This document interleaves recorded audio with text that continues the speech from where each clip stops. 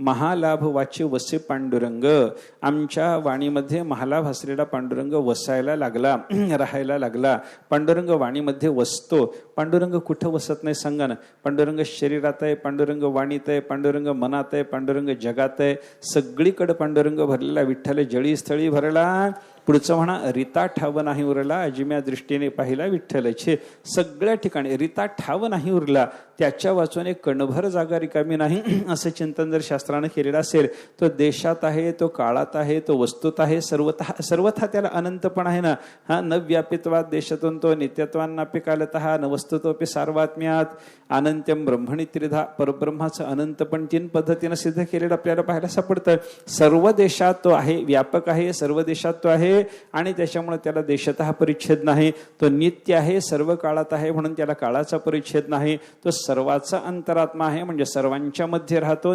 तो अंतरात्म्याच्या रूपात राहतो. अंतस्तिष्ठनंतर यमयती हे काम करतो आणि त्याच्यामुळे त्या परमात्म्याला वस्तू परिच्छेद सुद्धा नाही असं चिंतन आपल्याला जर करता आलं तर सर्व व्यापक असलेला तो परमात्मा, ऐका, तो सर्व व्यापक आहे. सर्व व्यापक आहे म्हणजे सगळ्या ठिकाणी राहतो. मग सगळ्या ठिकाणी राहतो तर तो वाणीमध्ये राहील की नाही सांगा मला. वाणीमध्ये राहतो. पण वाणीमध्ये ऐका, हे सगळीकडे परमात्म्याचं राहणं हे आपल्याला माहितीच आहे. सगळ्याच्या ठिकाणी परमात्मा राहतो. मला सांगा, परमात्मा सर्वांच्या हृदयात राहतो की फक्त भक्ताच्या हृदयात राहतो? कसे सांगा, सर्वांच्या हृदय देशी मी अमुक आहे असे बुद्धिस्फुरे जे हरनिशी ते वस्तुगामी असं आपण चिंतन नेहमी करतो ना. मग सर्वांच्या हृदयात परमात्मा आहे तर मग साठविला हरी जिही हृदय मंदिरे त्याची सरली येरझार. हे सगळ्याचं वर्णन आहे का साधू पुरुषाचं वर्णन आहे?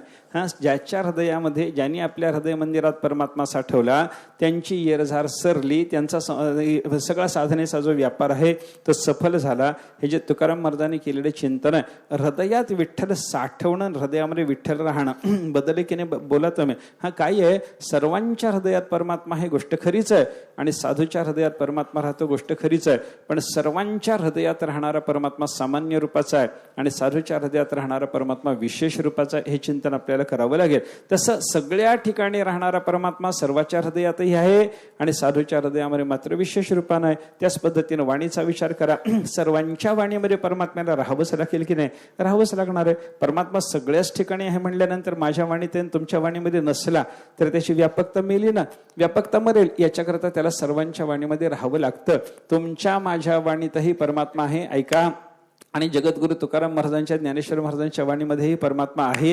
ही गोष्ट जरी खरी असली तरी आपल्या वाणीत असलेला परमात्मा, तुकाराम महाराज ज्ञानेश्वर महाराजांच्या वाणीत असलेला परमात्मा काही बदल आहे की नाही सांगा मला. हो बोला की, काही बदल आहे की नाही? आपल्या वाणीमध्ये परमात्मा आहे तो सामान्य रूपानं आहे आणि संतांच्या वाणीमध्ये आहे तो विशेष रूपानं आहे.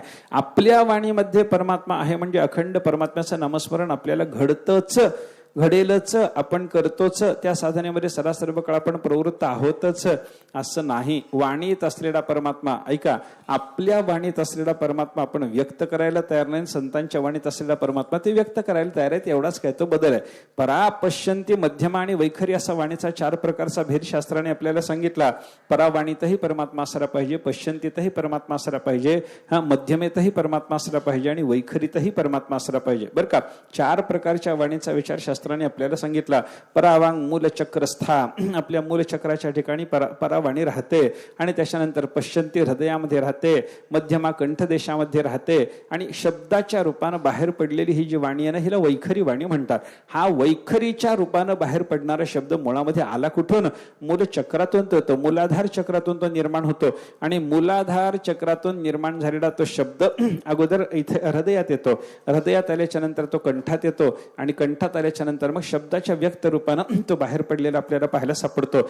या सगळ्याच्या सगळ्या वाणीचा विचार करा. या एकापेक्षा एक सूक्ष्म असलेल्या वाणी आहेत. आपल्याला ऐकू, मी आता जे बोलायला लागलो, ऐका, मी बोलत असलेला हा सगळ्याच्या सगळा शब्द, हे सगळेच्या सगळे शब्द इथूनच यायला लागलेत का माझ्या पोटातून यायला लागले? थोडे चिंतन करा की कसे आहेत माझे शब्द, सांगा ना मला. तुम्ही माझा जाऊ दे, तुमच्या शब्दाचा विचार करा. माझे शब्द तुम्हाला इथून वरवरचे वाटले, तुमच्या शब्दाचा विचार करा.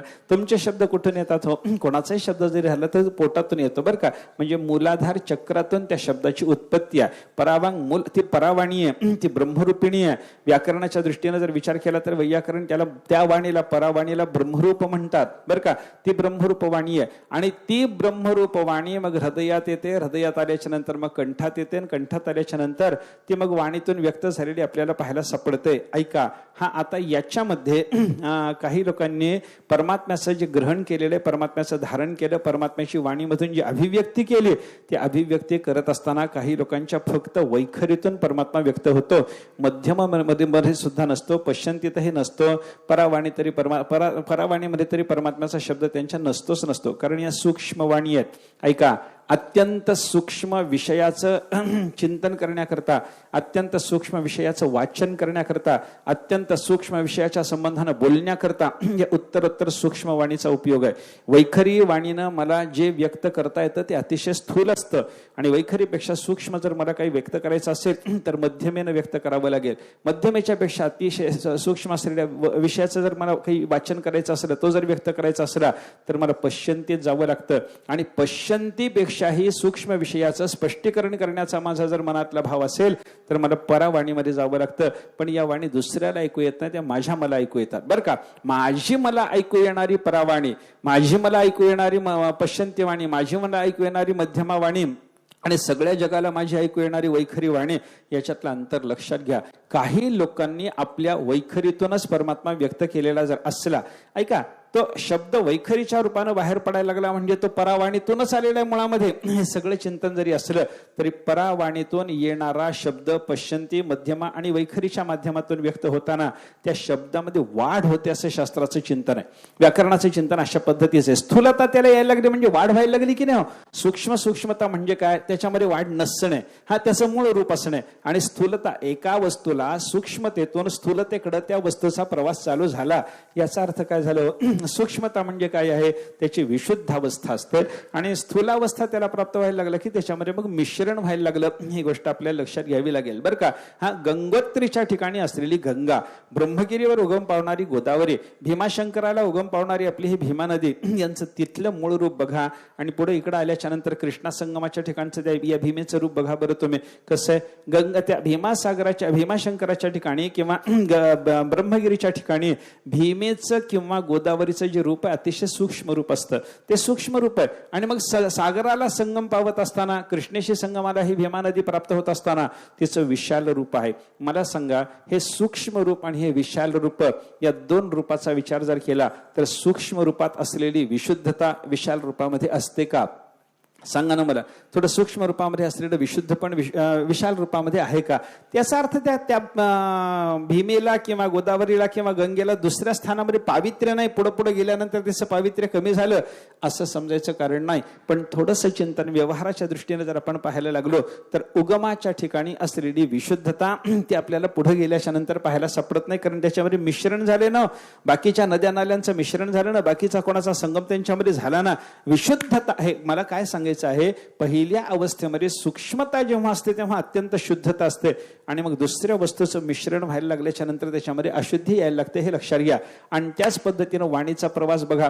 परावाणी ही अत्यंत शुद्ध आहे, पश्चंती थोडी अशुद्ध झाली, मध्यमा अजून अशुद्ध झाली, आणि वैखरी बरीच अशुद्ध झाली. असं जर तिचं स्वरूप असेल त्या व्यक्तरूपतेच्या योगानं, म्हणजे तिला स्थूलता येण्याच्या योगानं त्याच्यामध्ये अशुद्धी आली, हे जर आपण लक्षात घेतलं तर त्या अशुद्धीमध्ये असलेलं परमात्म्याचं उच्चारण, ऐका, वैखरी वाणीनं मी परमात्म्याचा उच्चार करायला लागलो म्हणजे माझ्या अंतःकरणामध्ये शुद्ध भावानं परमात्म्याचं उच्चारण व्हायला लागलेलंच आहे असं समजायचं कारण नाही. नाहीतर जगामध्ये अशी एक म्हण आहे पा, मुख में राम बगल में छुरी म्हणतात बरं का. मुख में राम बगल में छुरी म्हणजे वाणीमध्ये रामाचं नाव आहे आणि बगलेमध्ये सुरी घेऊन फिरतो आहे, असा जर एखादा दुष्ट असला तर त्याचं विठ्ठलाचं उच्चारण जे चालू आहे, रामाचं उच्चारण जे चालू आहे, राम त्याच्या वाणीमध्ये वसायला लागला, तो कोणत्या वाणीत वसला मला सांगा. परा, पश्चंती, मध्यमा, वैखरीपैकी कुठं त्याच्या राम राहायला सांगा ना मला. थोडं बोला की माझ्याशी जरा. अशुद्ध असलेली, मिश्रणाला प्राप्त झालेली अशा त्या वैखरी वाणीमध्ये त्यानं परमात्म्याला धारण केलेलं आपल्याला पाहायला सापडतं. पण साधू पुरुषाच्या जीवनाचा विचार बघा, संतांचं जीवन बघा, संतांचं चरित्र बघा. त्यांच्या परावाणीतही परमात्माच, पश्चंतीतही परमात्माच, मध्यमेतही परमात्माच, आणि वैखरीमध्ये सुद्धा परमात्माच असलेला आपल्याला पाहायला सापडतो. अशुद्ध नाही. त्यांनी काय केलंय, आपल्या या सगळ्याच्या सगळ्या पुढे पुढे व्यक्ततेला प्राप्त होताना, थोड्या थोड्या स्थूलतेला प्राप्त होताना बाकीच्या लोकांच्या वाणीमध्ये अशुद्धी येण्याची शक्यता आहे, पण यांनी काय केलेलं आहे, या साधू पुरुषांनी काय केलं, आपल्या सर्व वाणीची शुद्धता सांभाळलेलीच असते. संतांचं वैशिष्ट्य लक्षात घ्या.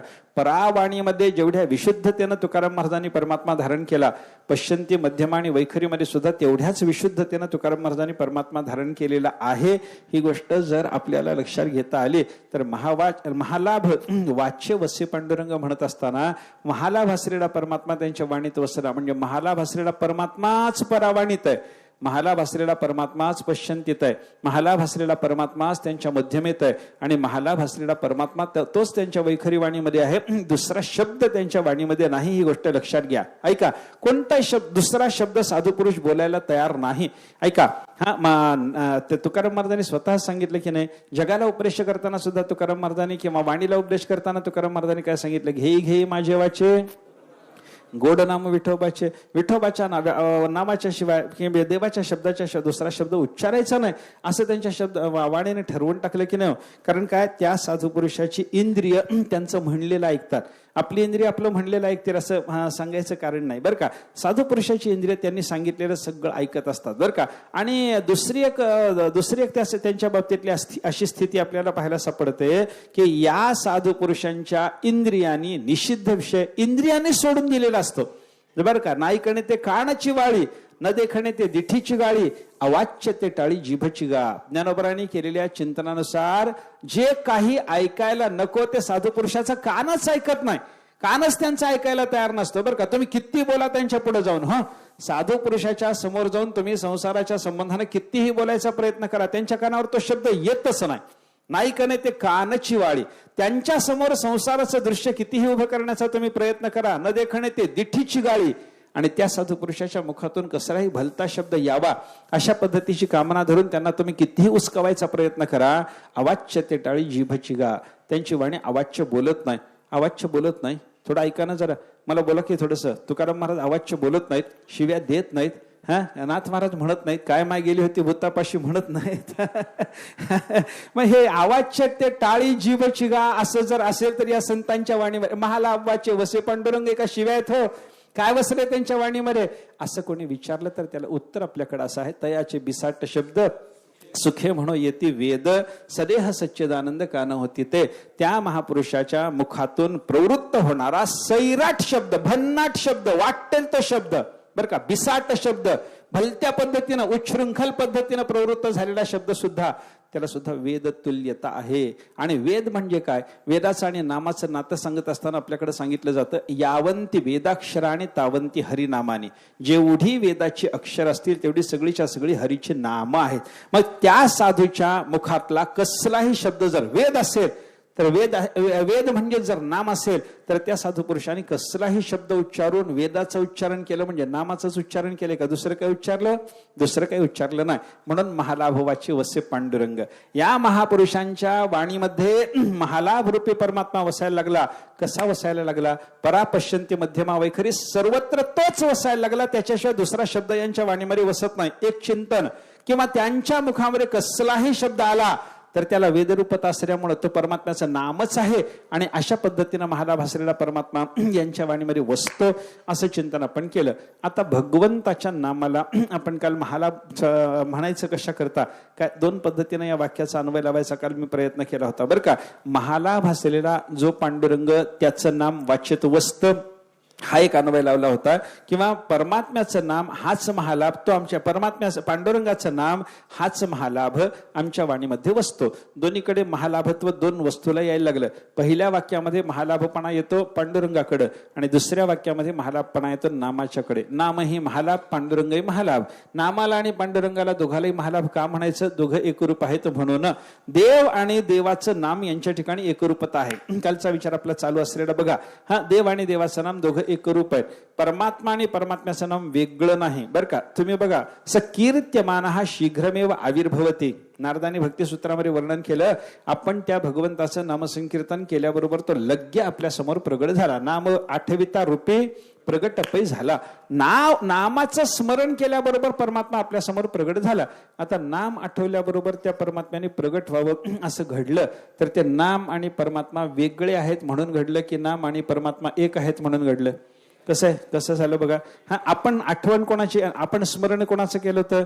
नामाचं. आणि प्रगट कोण झालं? परमात्मा. रूप प्रगट झालं. नाम आठवल्याबरोबर रूपाचं प्रगटीकरण व्हावं याचा अर्थ त्यांच्यामध्ये ऐक्य आहे की नाही? बघा तुम्ही, तुमचं माझं नाव आठवा बरं, आणि ते आठवल्याबरोबर तुमच्या समोर तुम्ही किंवा मी प्रगट होतो का? बघा बरं.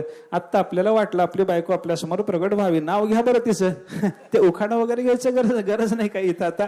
पण तिचं नाव घेतल्याबरोबर ती प्रगट झाली का? झाली नाही. हा, हे कशा करता बोललो मी? नाव घेतल्याबरोबर तो पदार्थ प्रगट होत नाही, ती व्यक्ती प्रगट होत नाही, कारण त्या व्यक्तीचं आणि त्या नामाचं अद्वैत असतं, असं व्यवहारामध्ये आपल्याला दाखवता येणार नाही. एकत्व नाही, तादात्म्य संबंध या नामनामेचा आपल्याला दाखवता येणार नाही व्यवहारामध्ये.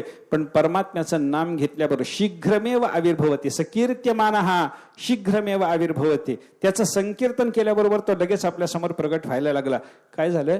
ते राधेच्या संदर्भातली एक कथा सांगतात बघा.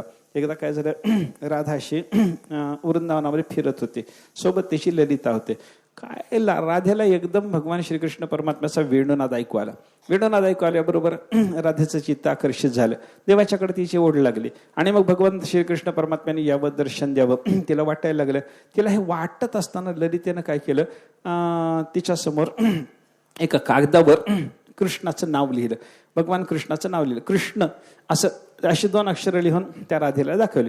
राधेला ती नावं पाहिल्याबरोबर भगवान श्रीकृष्ण परमात्म्याच्या भेटीचा आनंद झाला ना. आता मला सांगा, माझं उदाहरण संपलं नाही, अजून थोडे पुढे आहे, पण मला इथं सुद्धा आपल्याला विचारायचं आहे. राधेला भगवान श्रीकृष्ण परमात्म्याचा वेणुनाद कुठून तरी ऐकल्याचा भास झाल्याबरोबर देवाच्या दर्शनाची इच्छा निर्माण झाली, ती व्यग्रचित्त झाली, इकडं तिकडं ती शोधायला लागली देवाला, मन बेचैन झालं. ललितेनं ही अवस्था पाहिली, त्याच्यासमोर कृष्ण नावाचा कागदावर कृष्ण नाम लिहिलं, आणि तो कागद त्याच्यासमोर दाखवला, आणि कागद पाहिल्याबरोबर लगे कृष्ण भेटीचा आनंद राधेला झाला. कशामुळे झाला हो? नाम आणि नामी एक आहेत म्हणून तो आनंद झाला असेल, का नाम आणि नामी वेगळे आहेत म्हणून तो आनंद झाला असेल? हा, एक आहेत म्हणून झाला. आणि तो आनंद झालेल्या अवस्थेमध्ये राधा अशी मान उचलून कृष्ण नामाचं ते दर्शन, कृष्ण नामाचं जे लेखन झालेलं होतं कागदावर, त्याचं दर्शन घेतलं त्या नामाचं. ललितेकडे हसून बघायला लागली, आणि पुन्हा त्या कृष्ण नामाकडे कागदावर लिहिलेलं बघायला लागली, तर त्या नामातून भगवान श्रीकृष्ण परमात्म्याची आकृती प्रगट झालेली तिला दिसली. भगवान अवतीर्ण झाले. कीर्त्यमानः शीघ्रमेव आविर्भवती, कीर्त्यमान असलेला तो परमात्मा शीघ्रमेव त्याच्यातून प्रगट झाला. आता त्या कागदावर लिहिलेल्या कृष्ण अक्षरातून भगवान श्रीकृष्ण परमात्म्याचं प्रकट होणं, याच्यातून कृष्ण नामाचं आणि श्रीकृष्णाचं ऐक्य आहे असं म्हणता की भेद आहे म्हणता? सांगा मला.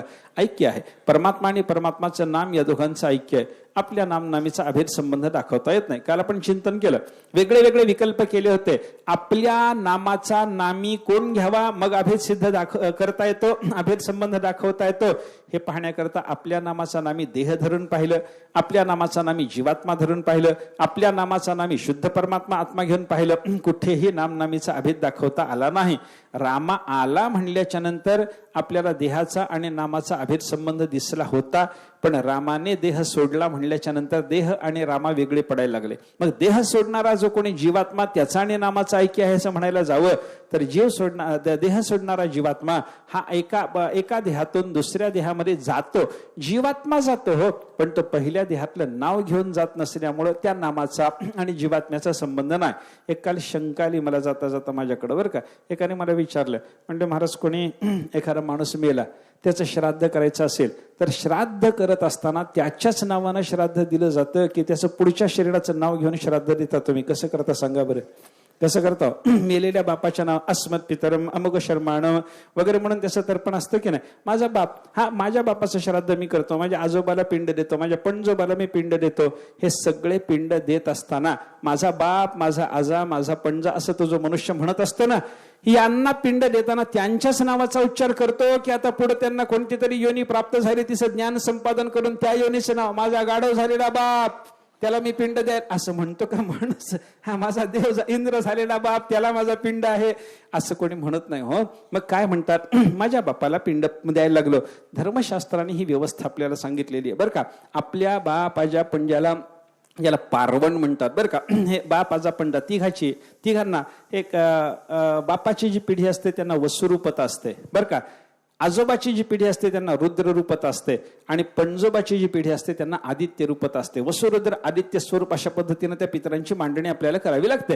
हे श्राद्ध आहे. मला त्या श्राद्धाचा विस्तार मला सांगायचा नाही, मला आलेल्या प्रश्नाचं उत्तर द्यायचं आहे. आपल्याकडे बापाचं श्राद्ध करत असताना त्या बापाचं नाव उच्चारलं गेलं. बापाचं नाव उच्चारून आपण श्राद्ध देतो आणि श्राद्ध दिल्याच्या नंतर, श्राद्ध केल्याच्या नंतर आपली भावना काय? आपला बाप जिथं कुठं असेल, आपण श्राद्धामध्ये दिलेलं अन्न त्याला मिळायला लागलं. आपला बाप जिथं कुठं असेल, आपण तर्पणामध्ये दिलेलं पाणी त्याला रोज मिळायला, रोज तर्पण असतं, रोज बापाला पाणी द्यावं लागतं. मग आपण जिथून पाणी दिलं ते बापाला मिळालं, ही भावना आहे. आपण इथं पिंडदान केलं, इथं अन्नदान केलं, ते बापाला मिळायला लागलं. चार्वाक हे मानत नाही बरं का, हे आपण मानतो. धर्मशास्त्र मानणारे सश्रद्ध लोक, वेदश्रद्ध लोक मानतात बरं का. चार्वाकाचं म्हणणं असं आहे की इथं दिलेल्या पिंडानं स्वर्गातला तुमचा बाप जर खुश होणार असेल तर मग खाली श्राद्ध करा, दुसऱ्या मजल्यातल्या तुमच्या कोणी नातेवाईकाला ते मिळू द्या ना. अरे दुसऱ्या मजल्यात मिळत नाही ते स्वर्गात कुठं जाऊन मिळतं? हे चार्वाकाचं बोलणं सोडून द्या. पण आस्तिक काय म्हणतात? आपण केलेल्या श्राद्धाने त्या बापाला ते अन्न मिळणार आहे. मला सांगा, अन्न कोणाला द्यायला लागला? बापाला. बापाला देत असताना बाप जिवंत की मेला?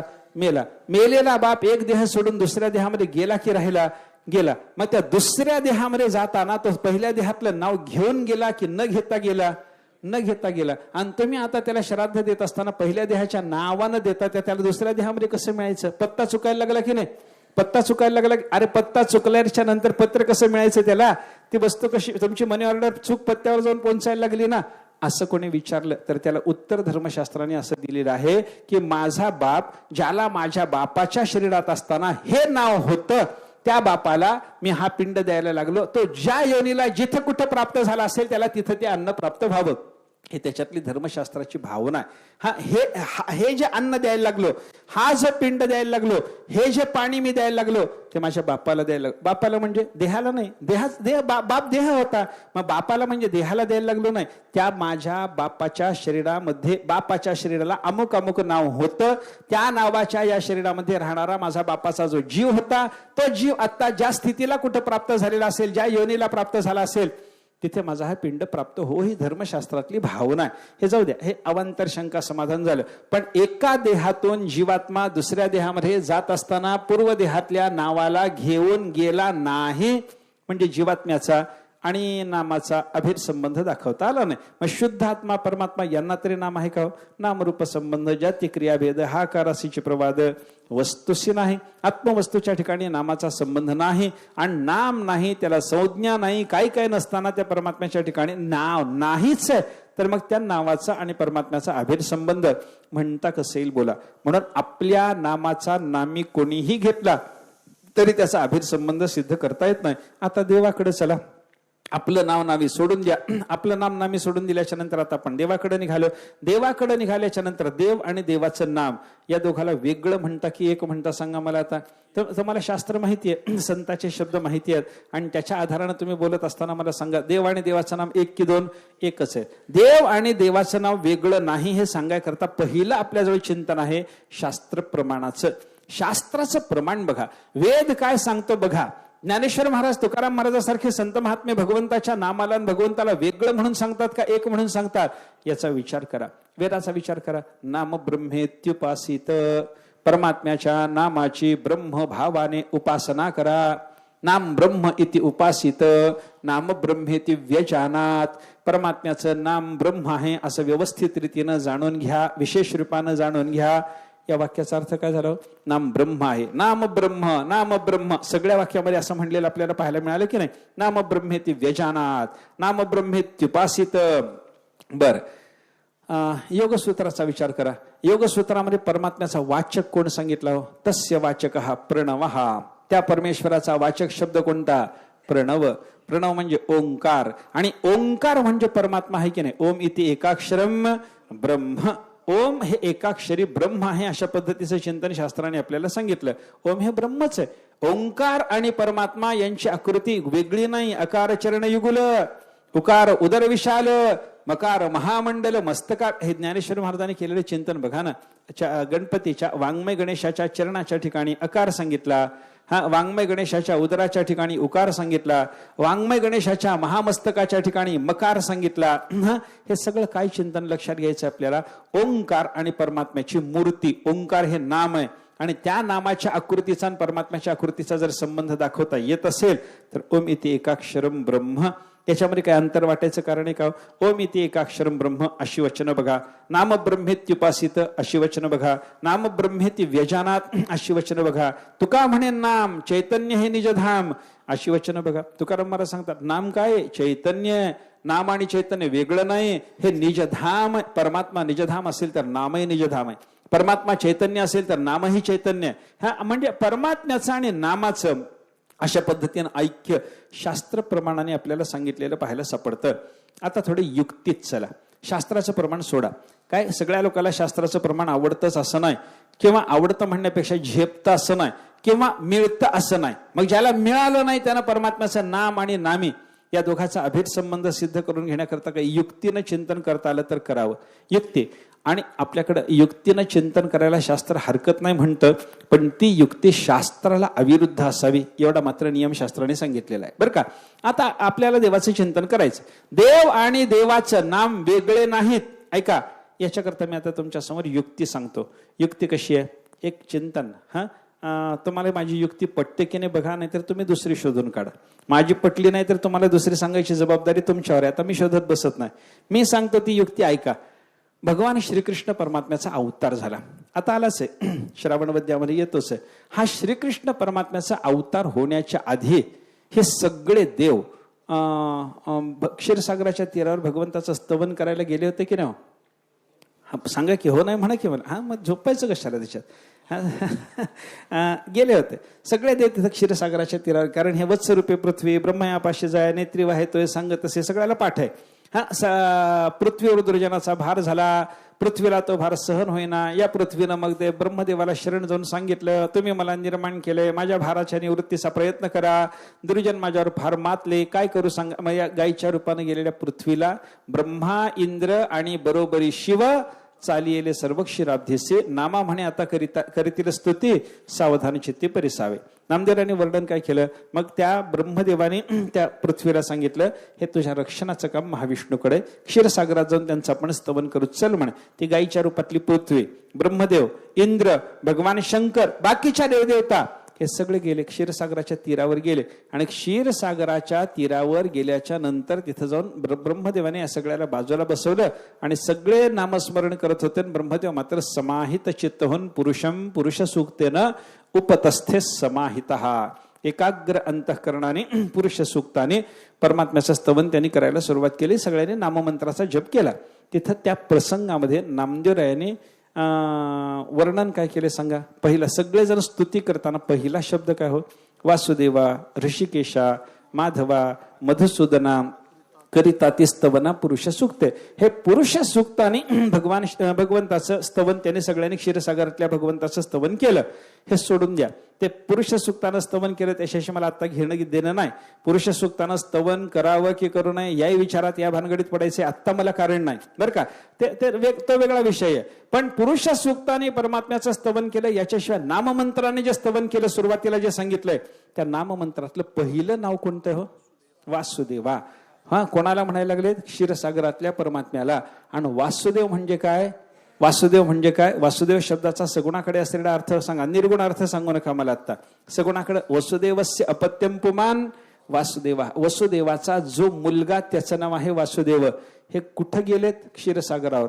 कशा करता गेलेत. देवाने अवतार धरावा ही प्रार्थना करायकरता. आणि त्या प्रार्थनेनं प्रसन्न झालेल्या देवाने अवतार पुढे कोणता घेतला. कृष्णावतार. वासुदेव तेव्हा वासुदेव झालेच नाहीत अजून. वासुदेव व्हाय करता तरी प्रार्थना करायला गेलेले आहेत. आणि वासुदेव व्हायच्या अगोदर प्रार्थना करताना यांना वासुदेव असं देवाला कसं म्हणता आलं.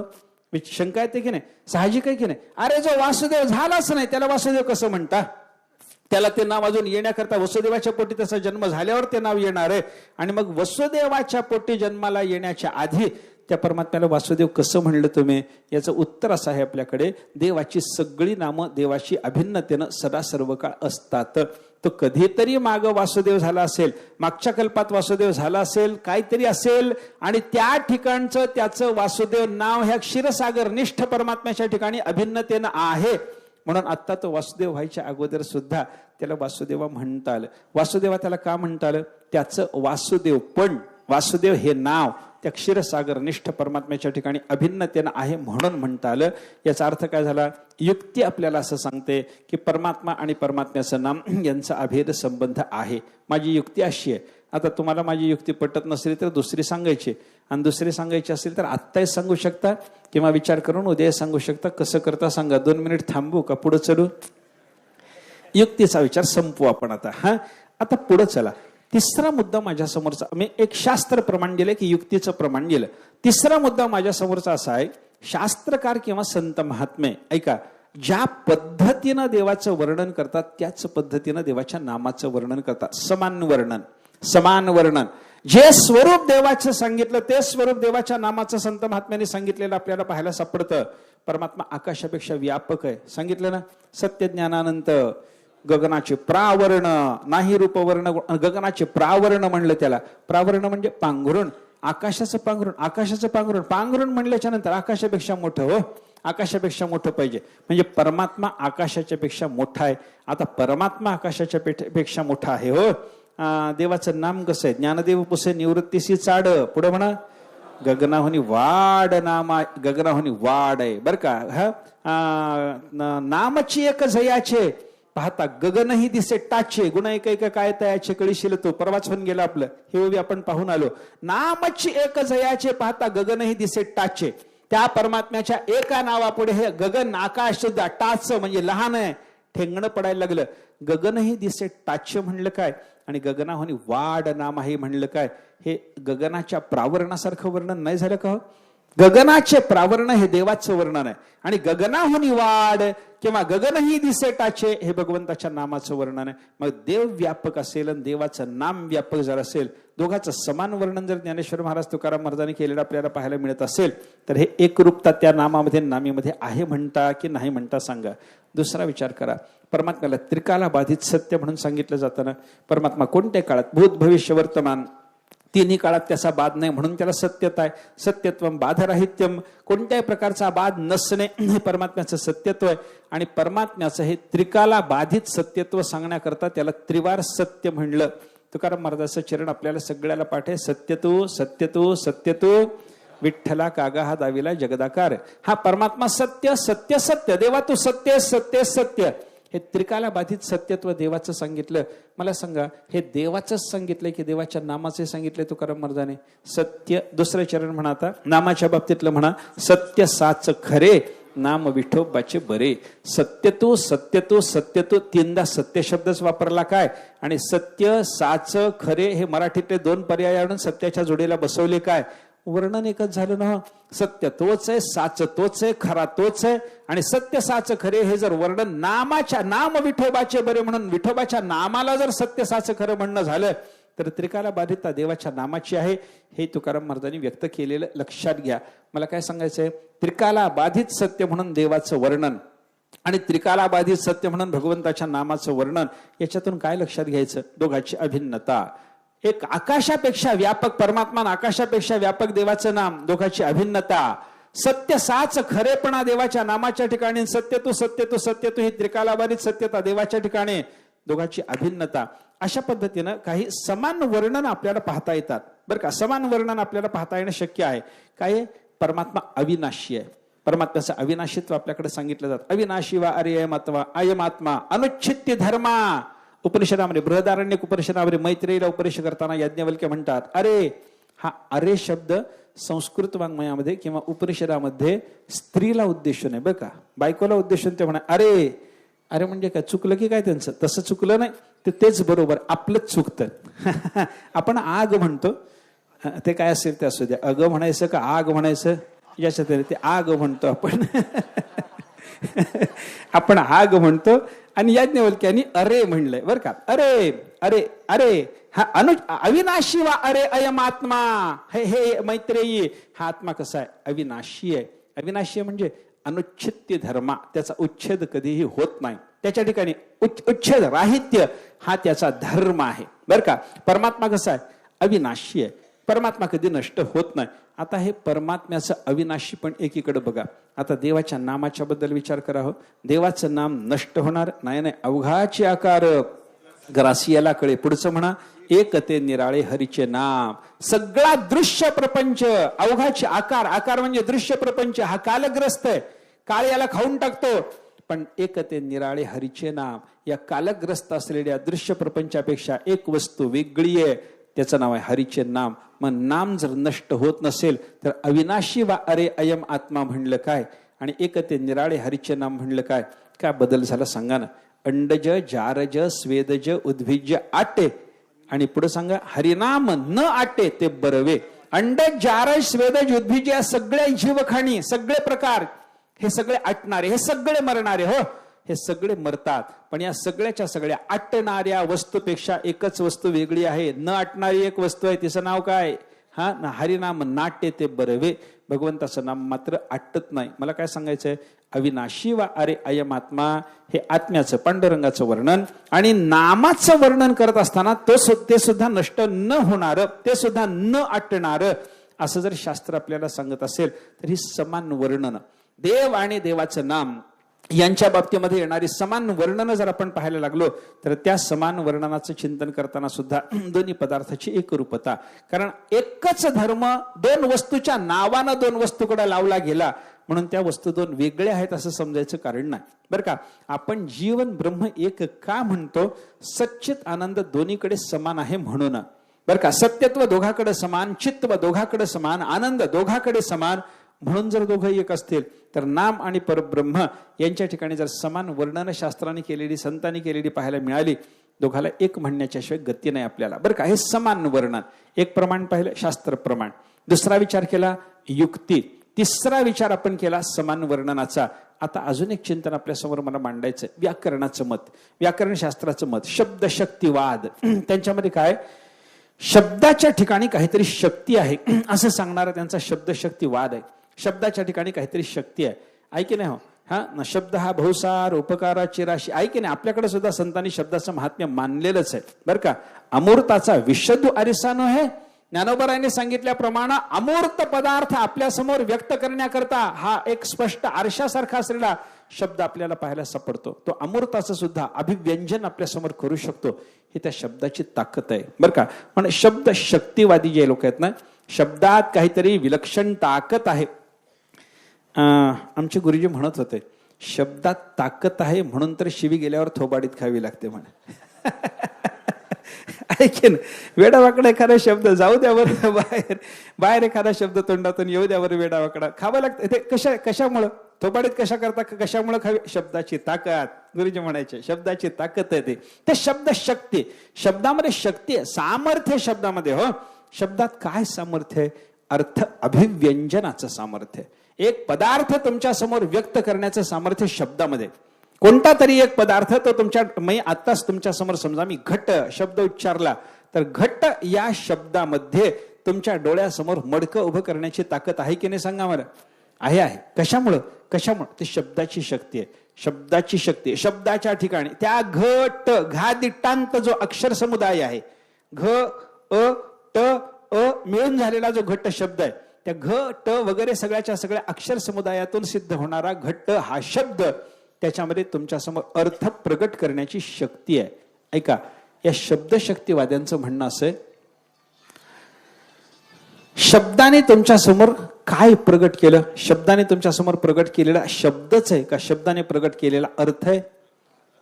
तुमच्या समोर घट हा शब्द मी उच्चारल्याच्या नंतर तुमच्या डोळ्यासमोर जे उभं राहिलं ते घट असं लिहिलेली अक्षर उभी राहिली काय? मडकं उभं राहिलं? मडकं उभं राहिलं. म्हणजे घट शब्दाचा उच्चार आणि घट व्यक्तीच्या आपल्या डोळ्यासमोर बुद्धीसमोर उपस्थिती, याचा अर्थ काय हो? या दोघांमध्ये अभेद आहे. शब्द शक्तिवादी म्हणतात या दोघांमध्ये अभेद असते. कारण एक शब्द त्याच्याच अर्थाची अभिव्यक्ती आपल्या समोर करतो, अन्य अर्थ आपल्या समोर आणून देत नाही. ऐका, मी घट्ट म्हणल्यानंतर तुमच्या डोळ्यासमोर घड्याळ येत नाही, गाढव येत नाही. का आलं नाही? घट शब्द उच्चारल्याच्या नंतर घटच का आला? ती घट व्यक्ती आणि घट नाम या दोघांचा अभेद संबंध आहे. शब्द शक्तिवाद्याचं म्हणणं असं आहे, कोणताही वाचक शब्द आणि कोणताही वाच्य पदार्थ या दोघांचं ऐक्याचं नातं आहे, तादात्म्याचा संबंध आहे. दोघांची संज्ञा संज्ञेमध्ये अभेद असतो असं त्यांचं चिंतन आपल्याला पाहायला सापडतं. त्यांच्या मते थोडासा अजून विस्ताराचा विचार जर आपल्याला पाहायचा झाला तर व्याकरण शास्त्र सुद्धा वेदांताप्रमाणे विवर्तवाद स्वीकारणार आहे. ऐका, व्याकरणामध्ये सुद्धा विवर्तवादाचा स्वीकार आहे बरं का. ते आता ते विस्तारानं सांगायचं आत्ता कारण नाही मला. व्याकरण विवर्तवाद स्वीकारणार आहे एवढं लक्षात घ्या. पण व्याकरणाने स्वीकारलेल्या विवर्तवादानुसार ऐका, सगळे शब्द व्याकरणात महत्वाचं काय? शब्द. व्याकरणात असलेले किंवा कोणताही शब्द, जगातला कोणताही शब्द आणि जगातला कोणताही पदार्थ याच्याबद्दल विवर्ताचं चिंतन लावून देत असताना व्याकरण कसं ऐक्य मांडायचं ना दोघांच्या बद्दल. त्यांना वाच्य आणि वाचकाचं संज्ञा संज्ञेचं ऐक्य सांगायचंय ना. मग संज्ञा संज्ञेचं ऐक्य सांगत असताना जर शब्द विवर्त असेल आणि पदार्थही विवर्त असेल तर त्यांच्या त्या ऐक्याच्या विचार करतात. त्यांनी केलेलं चिंतन असं आहे, ते म्हणतात शब्दही विवर्त आहे आणि जगही विवर्त आहे. कोणाचा विवर्त? परमात्म्याचाच हो. सगळा विवर्त परमात्म्याचा. परमात्म्याचा विवर्त असलेला शब्द, परमात्म्याचा विवर्त असलेला पदार्थ, हे कसं आहे? देवापासूनच सगळं निर्माण झालं ना. देवापासून विवर्त कोण? परिणामाची संगती बघा, आरंभवादाची संगती बघा किंवा विवर्तवादाची संगती बघा. निर्माण होताना एक परमात्मा हेच कारण स्वीकारलं जाईल की नाही? सगळं जग निर्माण झालं वेदांत म्हणतो परमात्म्यापासून. मग विवर्तवादाच्या पद्धतीनं पाहिलं तर शब्दसृष्टी सुद्धा परमात्म्याची विवर्त, हा, आणि अर्थसृष्टी पदार्थसृष्टी सुद्धा परमात्म्याची विवर्त आहे. मग त्या विवर्ताचा विचार करत असताना थोडं चिंतन करा. एक मी भागवतातल्या पहिल्या श्लोकामध्ये तुम्हाला हे दाखवू शकतो. सगळं देवापासून निर्माण झालं. जन्माद्यसे तन्वयादितरतश्चार्थेष्वभिज्ञ स्वराट जन्मादि अस्य यथा, हे सगळं जग त्याच्यापासून जन्मलं झालं. हा, पुढच्या चरणात काय म्हणलं? तेने ब्रह्म हृदय आदि कवी, जगातला पहिला ज्ञानी जो ब्रह्मदेव, त्या ब्रह्मदेवाकडे परमात्म्याने शब्दाचं ज्ञान सगळेच्या सगळे वेद मनोमन प्रक्रियेनं पाठवून दिले, विस्ताराला प्राप्त करून दिले. काय झालं? शब्दाचा विवर्त, शब्द विवर्त झाले. हे कोणाचा विवर्त? परमात्म्यापासून शब्द आले, परमात्म्यापासून जग आलं. मग जग देवापासून आलं, सगळे पदार्थ देवापासून आलेले असतील तर सगळे पदार्थ देवाचे विवर्त, आणि सगळे शब्द देवापासून आलेले असतील तर सगळे शब्द सुद्धा देवाचे विवर्त. जग आणि शब्द देवाचेच विवर्त. या विवर्तामध्ये संगती लावताना थोडा मतभेद व्याकरणात दिसतो. काही लोकांनी काय मांडले? शब्द आणि पदार्थ हे दोन्ही सदंशाचेच विवर्त. काही लोकांचं म्हणणं काय आहे? शब्द चिदंशाचा विवर्त आहे आणि पदार्थ सदंशाचा विवर्त आहे. ऐका, संगती थोडीशी लक्षात घ्या. शब्द सदंशाचा विवर्त, हे पदार्थ सदंशाचा विवर्त. कारण कोणत्याही पदार्थाच्या ठिकाणी सत्ता की नाही, विद्यमानता, अस्तिभाती प्रियम रूपम नामचेत्यौष पंचकम आद्यत्रयम ब्रह्मरूपम म्हणताना ते सदंश कुठून आला? परमात्म्याच्याकडून. प्रत्येक पदार्थाच्या ठिकाणी सत्ता आहे आणि प्रत्येक पदार्थाच्या ठिकाणी असलेली सत्ता पाहिल्याच्या नंतर प्रत्येक पदार्थाला सदंशाचा विवर्त म्हणणं जमलं. बरं, प्रत्येक पदार्थ सदंशाचा विवर्त आहे. आणि नाम काय करतं? शब्द काय करतो? त्या पदार्थाची अभिव्यक्ती करतो. अभिव्यक्तीचं काम चैतन्याचं आहे, अभिव्यक्तीचं काम चिदंशाचं आहे. म्हणून अभिव्यक्तीचं काम करणारा शब्द हा चिदंशाचा विवर्त आहे. ही काही लोकांची संगती आहे. सदंशाचा विवर्त असलेला पदार्थ आणि चिदंशाचा विवर्त असलेलं नाम, सच्चित दोन्ही एक असल्यामुळं सदंश विवर्त पदार्थ आणि चिदंश विवर्त नाम दोन्हीचं ऐक्य, संज्ञा संज्ञा ऐक्य, अशी एक संगती. किंवा दोन्ही सदंशाचे विवर्त. पदार्थ सदंशाचा विवर्त आहे कारण तो विद्यमान आहे. आता शब्द सदंशाचा विवर्त की चिदंशाचा विवर्त? आता आपण काय पाहिलं? शब्द चिदंशाचा, कारण तो अभिव्यक्ती करायला लागला. अभिव्यक्तीचं काम चैतन्याचं, म्हणून चिदंशाचा विवर्त झाला शब्द. हे पटलं होतं आपल्याला. आता शब्दाला सदंशाचा विवर्त करून दाखवतो. शब्द तुमच्या समोर पदार्थाची अभिव्यक्ती करतो. हे जरी खरं असलं तरी पदार्थ व्यक्तीची अभिव्यक्ती करतो की पदार्थ जातीची अभिव्यक्ती करतो? पदार्थ जातीची अभिव्यक्ती करतो. घट हा शब्द उच्चारल्याच्या नंतर तुमचा तो घट हा शब्द तुमच्या बुद्धीला घट व्यक्तीत नेतो की घटत्व जातीत नेतो? घटत्व जातीत नेतो. घट व्यक्तीत जर त्या शब्दाने तुम्हाला नेलं असतं तर तुम्हाला एकच मडकं कळायला पाहिजे होतं. एक घट्ट शब्द उच्चारल्याच्या नंतर जगातलं कोणतं मडकं तुमच्या समोर आलं तरी याला घट्ट म्हणतात, हे तुम्हाला जे कळायला लागलेलं आहे ते घट्ट शब्दाने तुम्हाला घटत्व जातीत तुमच्या बुद्धीला नेलेलं आहे म्हणून कळायला लागलं. ऐका, म्हणजे घट्ट शब्द घ्या, त्या घट्ट शब्दाने अभिव्यक्ती कोणाची केली? घटत्व जातीची केली. आणि जाती ही सत्ता रूप आहे. जाती सत्ता सामान्य रूप मानली जाते. जाती सत्ता रूप आहे.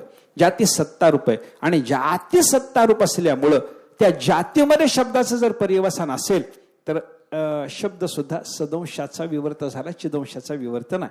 अशी एक संगती आहे. कोणाचा विवर्त याच्याशी काही घेणं देणं नाही. शब्द सदंशाचा विवर्त का चिदंशाचा विवर्त याच्यामध्ये मतभेद असतील, पण पदार्थ मात्र सदंशाचाच विवर्त याच्यामध्ये कोणाचाही मतभेद नाही. सदंश विवर्त पदार्थ आणि सदंश विवर्त शब्द या दोन्हीचंही ऐक्य म्हणा, किंवा सदंश विवर्त पदार्थ आणि चिदंश विवर्त शब्द हे सच्चित एक असल्यामुळे या सदंश विवर्तन चिदंश विवर्तामध्ये सुद्धा ऐक्य म्हणा. कशा पद्धतीनं जा, व्याकरण म्हणतं की शब्द आणि शब्दाचा अर्थ या दोन्ही, शब्दाचा पदार्थ या दोघांमध्ये संज्ञेमध्ये अभेद संबंध आहे, म्हणून त्या शब्दाचा उच्चार झाल्याबरोबर तुमच्या समोर ती व्यक्ती यायला लागले. त्यांचं मत जर पाहिलं तर जगातला प्रत्येक पदार्थ आणि जगातलं प्रत्येक त्या पदार्थाचं नाव या दोघांचा अभेद आहे. प्रत्येक पदार्थ आणि पदार्थाचं नाम यांच्यामध्ये अभेद आहे. हे व्याकरणाचं चिंतन आहे. आपल्याकडे तसं मानलं जात नाही. आपल्याकडे फक्त देव आणि देवाच्या नामाचा अभेद संबंध, एक नाम नामीचा अभेद संबंध कसा असू शकतो याच्याकरता व्याकरणाने सांगितलेली युक्ती म्हणून एवढं लक्षात घेणं आपल्याला शक्य आहे. पण थोडंसं पुढे जाऊन आपल्याला हे मान्य करता येत नाही. देव आणि देवाच्या नामामध्येच अभेद संबंध आपल्याला म्हणावा लागतो. शब्द आणि अर्थ, ऐका, शब्द आणि पदार्थ या दोन्हीची एकरूपता कशी आहे, शास्त्र कसं मानतं हे जर पाहायचं झालं तर त्या कालिदासाचं एक वाक्य आपल्या समोर येतं. पहा, कालिदासानं रघुवंशाच्या सुरुवातीला मंगलाचरण करताना म्हणले, पहा, वागर्थाविव संपृक्तौ वागर्थ प्रतिपत्तये जगतः पितर वंदे पार्वती परमेश्वर. जगाचे पितर जे पार्वती परमेश्वर त्यांना मी नमस्कार करतो. जगतः पितर वंदे पार्वती परमेश्वर. पितरो म्हणजे माताचे पिताचे पितरो, आई आणि बाप दोघाला मिळून पितर म्हणतात, म्हणून पार्वती परमेश्वर हे दोघं पितर झाले. किंवा पितरो हा पिता शब्दाचा द्विवचनी शब्द जर घेतला तर मग दोन बाप म्हणायचं जर झालं तर हे दोन बाप कोणते आहेत? पार्वती पश्च रमेश्वरश्च पार्वती परमेश्वरो. पार्वतीचं पालन करणारा तो भगवान शंकर आणि रमेचा ईश्वर असलेला तो भगवान महाविष्णू, हे दोघं बाप.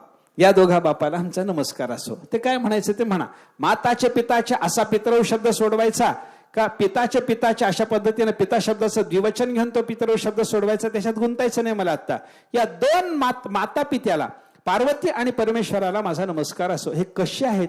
पार्वती परमेश्वर कसे आहेत त्याचं वर्णन करताना त्यांनी पूर्वार्धात म्हणलंय, वागर्थाविव संपृक्तौ. मी कशा करता यांना नमस्कार करतो?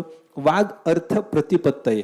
शब्द आणि पदार्थ या सगळ्याची मला प्रतिपत्ती म्हणजे ज्ञान व्हावं याच्याकरता, शब्द आणि अर्थ या दोघांचं ज्ञान होण्याकरता तुम्ही नमस्कार कोणाला करणार? पार्वती परमेश्वराला. काय संबंध? तुम्हाला ज्ञान कोणाचं पाहिजे?